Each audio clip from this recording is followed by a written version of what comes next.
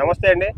జై శ్రీరామ్, భారత్ మాతాకి జై. మనం చూసుకుంటే కడపలో టిప్పు సుల్తాన్ సర్కిల్లో ఇష్యూ అయితే జరుగుతుంది.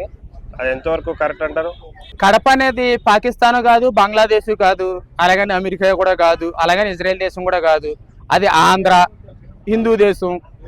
ఇక్కడే వీళ్ళు కడపలో ఉన్న ముస్లిమ్స్ ఎంత దారుణంగా హనుమంత్ జయంతి సందర్భంగా హిందువులు ర్యాలీ చేసుకుంటూ వెళ్తుంటే రాళ్లతో కొట్టారు అంటే, దాడి చేశారంటే అంత దారుణంగా ఎగిరెగిరి రాళ్ళు విసురుతున్నారంటే వాళ్ళు ఆంధ్ర ముస్లిమ్స్ అనుకోవాలా, లేకపోతే తమిళనాడు ముస్లిమ్స్ అనుకోవాలా, లేకపోతే తెలంగాణ ముస్లిమ్స్ అనుకోవాలా, ఇండియా ముస్లిమ్స్ అనుకోవాలా, లేకపోతే పాకిస్తాన్ ముస్లిమ్స్ అనుకోవాలా, లేకపోతే బంగ్లాదేశ్ ముస్లిమ్స్ అనుకోవాలా?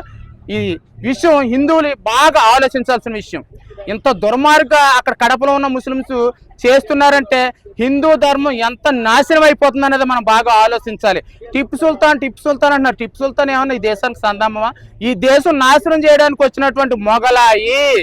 ఇండియన్ ముస్లిం కాదు, తెలంగాణ ముస్లిం కాదు, ఆంధ్ర ముస్లిం కాదు. అతని విగ్రహం కోసం అక్కడ ఉన్న ముస్లిమ్స్ రాళ్ళతో దాడి చేశారంటే ఎంత దౌర్భాగ్యం, ఎంత దుర్మార్గం, ఎంత అన్యాయం జరుగుతుంది. లవ్ జిహాదులు చేస్తున్నారు. హిందువుల అమ్మాయిని ప్రేమించినట్టుగా నాటకం ఆడి రేపులు చేస్తూ పిల్లలను కంటూ అలాగలాగా హిందూ సంతాన ఉత్పత్తి తగ్గిపోయేలాగా ట్రాప్ చేస్తున్నారు. వీటి కోసం ఎవరు మాట్లాడరు, ఏ ప్రభుత్వం మాట్లాడరు. అలాగే ఆంధ్రలో ఉన్నటువంటి కూటమి ప్రభుత్వంలో ముఖ్యంగా సీఎంగా ఉన్నటువంటి చంద్రబాబు నాయుడు గారిని అడుగుతున్నాను. చంద్రబాబు నాయుడు గారు ఇలాంటి అరాచకాలని చెప్పి మీరు బయట పెడతారు, ఇలాంటి వాటి నుంచి హిందువులను కాపాడతారని మేము అందరం కూడా మీకు ఓటేసి గెలిపించుకున్నాం. ఈ విషయంపై మీరు ఖచ్చితంగా స్పందించకపోతే రానున్న రోజుల్లో మేము ఓటుతో సమాధానం చెప్పాల్సిన అవసరం ఉంటుంది. ఎందుకంటే హిందూ ధర్మం చాలా నాశనం అయిపోతుంది. అదేమి పాకిస్తాన్ కాదు. కడప అనేది హిందువుల మీద అంత దారుణంగా రాళ్లతో దాడి చేసి కొట్టారంటే టిప్పు సుల్తాన్ విగ్రహం కోసం ఎంత దుర్మార్గం. దీనిపై ఖచ్చితంగా ఆంధ్ర ప్రభుత్వం ఖచ్చితంగా స్పందించాలి, సమాధానం చెప్పాలి. హిందువులందరూ కూడా, హిందువులే కాదు చాలా మంది కూడా సెక్యులర్ గాడ్స్ కూడా ఉన్నారు, సెక్యులర్ డాగ్స్ కూడా ఉన్నారు, కట్టర్ హిందూస్ కూడా ఉన్నాం. దేశాన్ని ధర్మాన్ని కాపాడుతారు, ధర్మంకు సపోర్ట్గా ఉంటారని కూటమి ప్రభుత్వానికి ఓటేయడమే కాకుండా ఓటు వేయించాం మేము. ఓటు వేయడం అంటే ఒకటే ఓటు ఉంటుంది. ఓటు వేయించడం అంటే కొన్ని వేల ఓట్లు మేము వేయించాం. హిందూ సమ్మేళన సభలకు వెళ్తూ మీటింగులు పెడుతూ వెనకుండి వేసాం. మేము ముందుకు వచ్చి జెండా కప్పుకొని మీ పార్టీ జెండాలు కప్పుకోం, మేము ధర్మానికి సపోర్ట్ చేస్తారని వెనకుండి మేము సపోర్ట్ చేసి ఓట్లు వేపిస్తాం. ఖచ్చితంగా దీనిపై మీరు స్పందించాలి. హిందూ ధర్మం నాశనం అయిపోతుంది, హిందువుల మీద దాడులు జరుగుతున్నాయి, ఆంధ్రాలో విపరీతంగా మత మార్పులు జరుగుతున్నాయి, లవ్ జిహాదీలు జరుగుతున్నాయి, ఈ తెర వెనక జరుగుతున్నాయి, సాప కింద నీరులాగా క్రైస్తవం విస్తరిస్తుంది.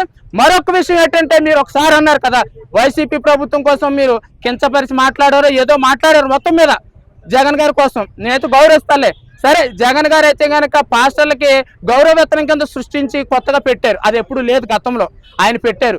మరి మీరు ఆయన్ని వ్యతిరేకించినప్పుడు ఆయన పెట్టినటువంటి పాస్టర్లకి గౌరవవేతనాన్ని 6,000 నెలకి ఇచ్చేటువంటి ఆ 4,000 మీరు ఎందుకు కొనసాగిస్తున్నారు? మీరు ఎందుకు ఇస్తున్నారు? ధర్మం కోసం పనిచేసే వాళ్ళకి ఎందుకు సపోర్ట్ చేయట్లేదు? ధర్మ పోరాటం చేసేటువంటి మాలాంటి వాళ్ళ కోసం ఎందుకు సహాయం చేయట్లేదు? హిందువులకి, సాధువులు, సన్యాసులకి, స్వామీజీలకి మీరు ఎందుకు సపోర్ట్ చేయట్లేదు? వాళ్ళకి గౌరవవేతనం మీరు ఎందుకు ఇవ్వట్లేదు? అంటే వాళ్ళ ఓటు బ్యాంక్ మీరు చూసుకుంటున్నారా? అంటే క్రైస్తవులు సభలు పెట్టుకుని మీటింగ్ పెట్టుకుని ఓటు బ్యాంక్ అయ్యి వాళ్ళు ఓట్లు వేస్తారని చెప్పి వాళ్ళ ఓటు కోసం మీరు వంగి బెండ్ అయ్యారనుకో, మేము కూడా హిందువులు ఎలాగ మేము మార్చుకోవాలో మాకు తెలుసు. రానున్న రోజుల్లో ఎవరికి ఓటేయించుకోవాలో, ఎవరు మాకు సపోర్ట్ చేస్తారో అది కూడా మాకు తెలుసు. దీని పట్ల మీరు ఖచ్చితంగా స్పందించాలి. కడప విషయంలో మీరు స్పందించాలి. పాస్టర్ల విషయంలో కూడా మీరు స్పందించకపోతే రానున్న రోజుల్లో మేము ఎలాగ మీకు ఓట్లు వేస్తామో, ఓట్లు వేపిస్తామో అనేది మీకే తెలియాలి. జై శ్రీరామ్, భారత్ మాతాకి జై.